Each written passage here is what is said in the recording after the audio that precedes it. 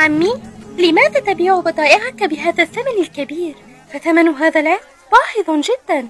أعلم هذا سيدتي، ولكن لن أستطيع بيع عقد كريستال هذا بأقل من ذلك، فهذه هي أسعار التي فرضها علينا شهبندر التجار. وألا يعلم شهبندر التجار هذا بوجود فقراء ومساكين في الهند لا يستطيعون دفع قيمته أو ارتدائه؟ يعلم هذا جيدا، ولكنه لن يفعل لهم شيئا حيال ذلك. عمي، اعطها ما تريد، وأنا سوف أقوم بدفع ثمنه من مالي الخاص. الأمير شهاب الدين، لم أكن أعلم بأنك تستمع إلى حديثنا هذا أنت وكل هؤلاء الجنود. لا بأس، فأنا دائما هنا كي أقدم المساعدة لكل شخص في حاجة إليها. ولكن مهلا، فأنا لم أراك هنا من قبل. ترى من أين أنت أيتها الحسناء؟ أرجمان دبانو. يجب أن أرحل الآن، لقد تأخرت كثيرا. لكنك لم تشتري العقد بعد. يا أرجمان دبانو، يا ترى من هذه الفتاة الجميلة؟ إنها أرجماندو بانو سيدي أمير. هل تعرف هذه الفتاة جيدا يا عمي؟ بالطبع أعرفها جيدا سيدي، فهي من دلهي ووالديها هنديين من أصل فارسي. إنها ابنة أصفخان قائد جيش، شقيق نور جهان زوجة والدك الإمبراطور جهان كير، وجدها الوزير الأسبق عماد دولة، كان في عهد إمبراطور جلال دين أكبر. هذه الفتاة إذن من سلالة جاءت لتحكم الهند. ولكن هذه هي المرة الأولى التي أرى فيها هذا الوجه الحسن والجمال الأخاذ في إمبراطورية المغول كلها. وهل يعقل هذا سيدي أمير؟ كيف لك ألا تعرف ست الحسن والجمال أرجماندو بانو؟ حدثني عنها أكثر يا عماه.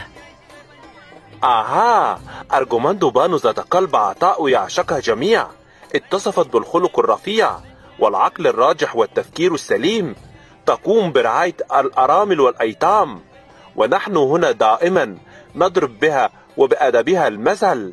عمي، يبدو أنني قد وقعت في حب أرجماندو بانو.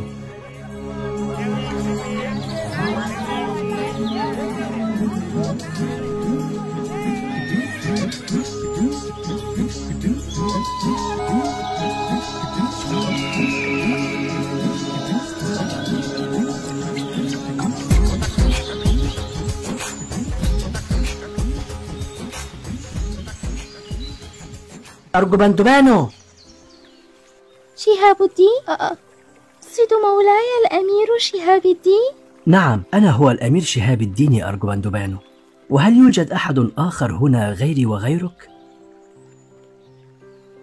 كيف هو حالك أيتها الحسناء؟ أنا بخير والحمد لله، ولكن كيف وجدتني؟ أقصد كيف عرفت مكاني هذا؟ علمت أن نهر السند هو مكانك المفضل، وأحضرت معي العقد الذي أعجبك في السوق اليوم. ماذا؟ العقد؟ ولكنه باهظ الثمن جدا. لا يوجد شيء أغلى منك في هذه الدنيا أيتها الأميرة. ماذا تقول؟ ماذا تقصد من حديثك هذا؟ إني لأنظر في الوجود بأسره، لأرى الوجوه فلا أرى إلاك. قالوا ويخلق 40 مشابها، من 40 لا أريد سواك.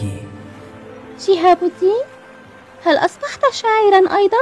أنا لا أعلم ماذا حدث لي بعد أن نظرت في عينيك هذا الصباح. هل أصابك العشق؟ من النظرة الأولى. أرجماندو بانو، هل تسمحي لي بالزواج منك وأن تكوني لي أميرة وأكون لك أميرا؟ لماذا أرى في عينيك نظرة حزينة؟ هل كلامي به شيء من الخطأ؟ عمري الآن 14 عاما، ولن يسمحوا لي بالزواج حتى أصبح في 19 من عمري. لا تحزني، سوف أذهب إلى والدي الآن وأستشيره في حل لهذه المشكلة. لن أستغرق كثيرا، انتظريني هنا غدا في نفس الميعاد.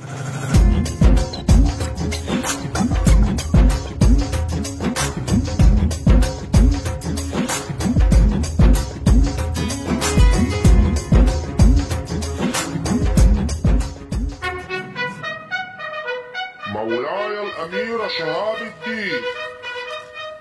إنه الأمير شهاب الدين يا مولاي الإمبراطور، ابنك الثالث من زوجتك الأميرة راشبوت مناماتي.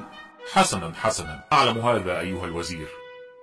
أبي كيف حالك يا أبي؟ أريد أن أتحدث معك في أمر هام. رويدك، اهدأ والتقط أنفاسك أولا يا شهاب الدين. ماذا هناك يا ولدي؟ وما هو هذا الأمر الهام الذي تريد التحدث فيه؟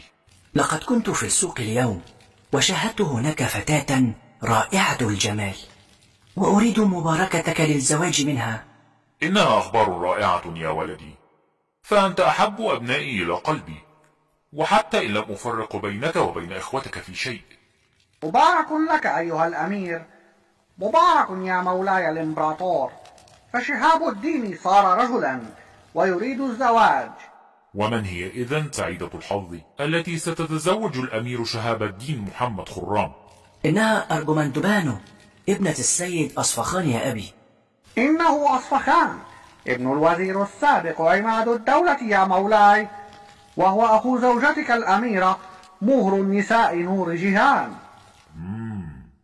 لا بأس، فاختيارك مناسب يا ولدي العزيز. أيها الوزير، أمر مولاي الإمبراطور.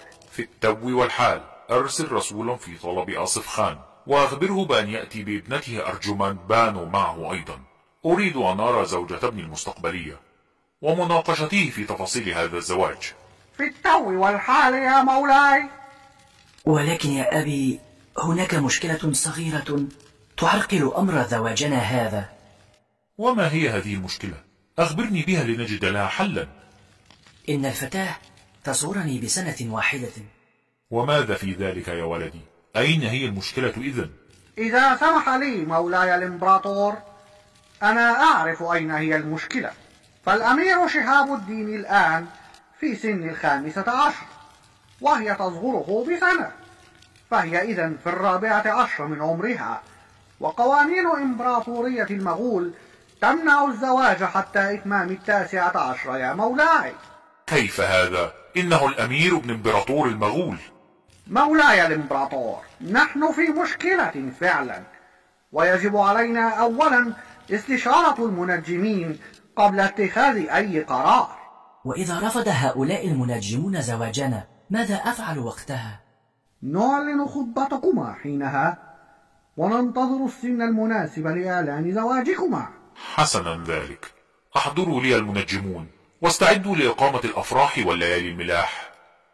مبارك عليك يا شهاب الدين.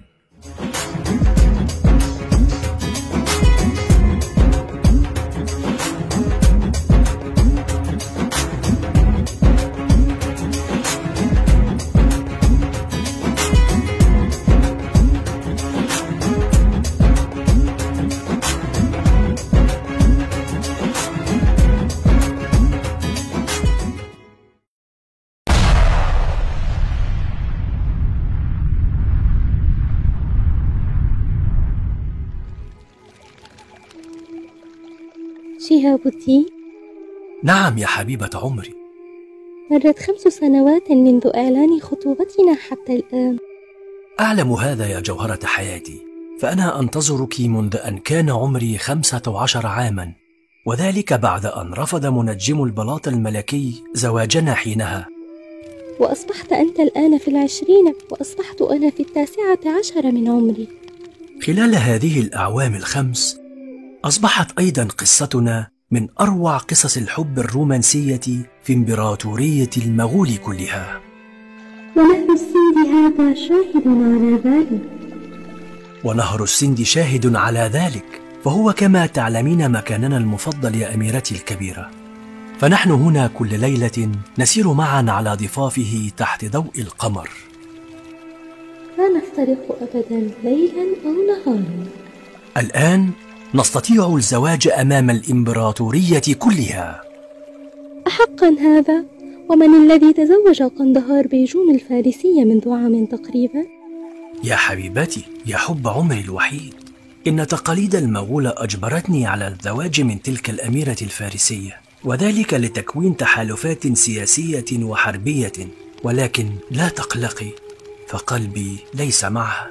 مع من قلبك إذن؟ ماذا تتوقعين مني أن أجيبك؟ لا أعلم، أخبرني أنت، مع من قلبك ولمن يدق وينتفض حين تراه؟ قلبي ينتفض لك أنت وحدك يا أرجبان بانو، فأنت حبي الوحيد وزوجتي القادمة.